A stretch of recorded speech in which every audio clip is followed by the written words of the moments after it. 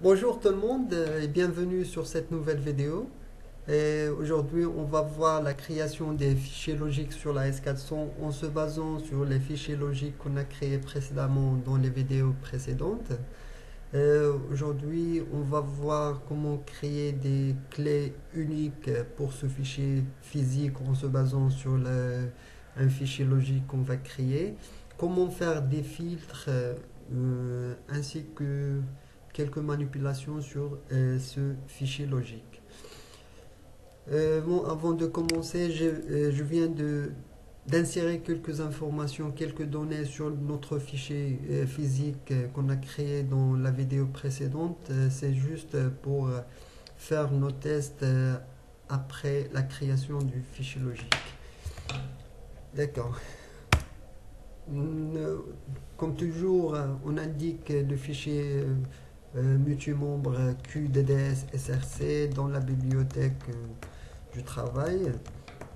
Et on va faire un F6 create pour créer notre fichier logique. Donc il s'agit d'un fichier logique qui va se baser sur le fichier physique client. On va commencer notre nom avec client par exemple. L1 pour indiquer que c'est un premier et c'est logique 1. Pour le type, on va indiquer LF, c'est-à-dire il s'agit d'un logical file. Une petite description, on va faire un index sur ID par exemple, code client, index code client par exemple.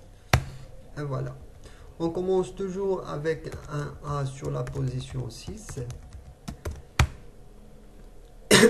Après, on ajoute le nom du format en indiquant un R dans le type de format et le nom. Le nom, il faut faire attention qu'il faut toujours indiquer le même nom qu'on a dans le fichier physique qu'on a créé. Voilà, je vais afficher le fichier physique qu'on a créé précédemment, le fichier client. Et on va indiquer le même nom du format. Par exemple, là, on a format 1. On va indiquer format 1. Et on va ajouter une fonction pour dire au compilateur que ce fichier logique là, il va se baser sur le fichier physique client. Pour cela, on va indiquer la fonction pfile, c'est-à-dire physical file client. Et on va ajouter notre clé. La clé, par exemple, on va indiquer un cas sur le type, le type de la zone. Et on va ajouter la zone, par exemple, code. On va supprimer celui-là. Une autre chose, c'est qu'on va ajouter une autre fonction qui indique que ce code-là qu'on a ajouté, il est unique. Pour cela, on va ajouter la fonction unique. Et voilà.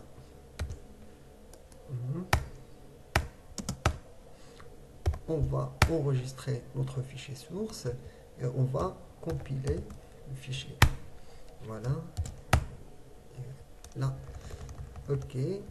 On va faire notre select comme d'habitude sur le fichier, par exemple, qu'on a créé, le fichier L1.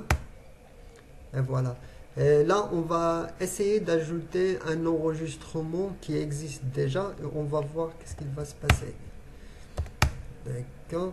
On va utiliser la commande update data sur le fichier client L1 dans la bibliothèque Rafet. Et voilà, on va faire F9 pour ajouter un nouvel enregistrement. On va indiquer 1. Cette clé existe déjà. Agent 02. On va faire entrer. Et voilà, on a un message d'erreur qui dit que ce fichier physique cannot have a duplicate key. D'accord. Maintenant, on va essayer. Par exemple, je vais faire un autre select comme toujours et voir qu'est-ce qu'on va faire.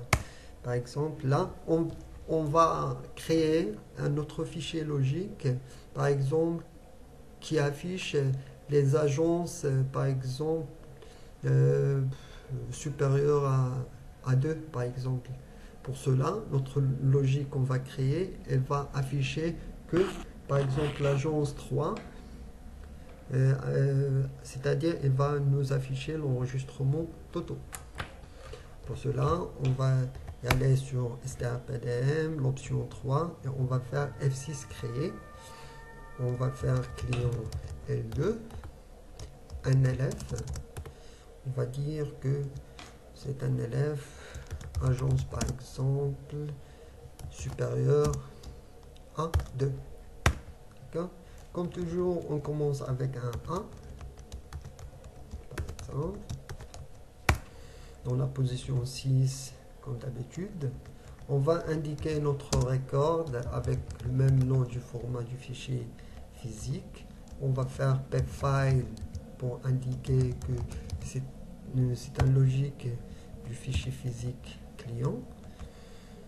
On va indiquer par exemple un quai agence. D'accord? Et il n'est pas unique, on ne va pas indiquer la fonction unique, mais on va indiquer un select de cette agence. Mais on va faire une comparaison qui soit greater than true, par exemple. Alors, qu'est-ce qu'on a fait? On a fait une sélection pour les agences qui ont un code supérieur à 2. Voilà, on va enregistrer, on va compiler notre fichier. On va voir, on va faire un select all from client 2, par exemple. Et voilà, on n'a que les agences qui ont un code supérieur à 2. D'accord. Là, on va faire une autre chose. Autre chose, c'est que on va pas faire la sélection. On va dupliquer sur ce fichier logique, par exemple, avec un L2, L3. Mais on va pas afficher les agences supérieures à 2, mais différents de 2. Par exemple. Différent. Non, différent de 3 par exemple. D'accord. On va modifier notre fichier. Mais pour cela, on va pas faire un select, mais on va faire un omit. C'est-à-dire que les agences qui ont un code supérieur à 2 ne vont pas être affichées. Voilà, on va voir ce qui va se passer. On va recompiler notre fichier L3. On va faire un select all from client.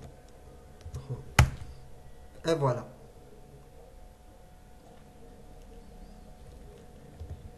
Il y a autre chose, une autre fonction, par exemple, on va dupliquer ce fichier là avec un L4, par exemple, on va faire 2, mais on va faire une sélection du nom, par exemple, nom avec la valeur Toto, par exemple. On va faire une values, par exemple, Toto. C'est-à-dire, on va sélectionner que les enregistrements avec le nom Toto. Par exemple, on va compiler notre fichier et on va voir dans SQL select all from L4. Et voilà. Ben voilà, c'est tout ce qui concerne les fichiers logiques. Merci à votre attention. N'hésitez pas si vous avez des questions ou quelques clarifications, vous pouvez laisser votre commentaire ou bien me contacter sur mon adresse mail, c'est hafed.dev@gmail.com. Merci à votre attention et à bientôt.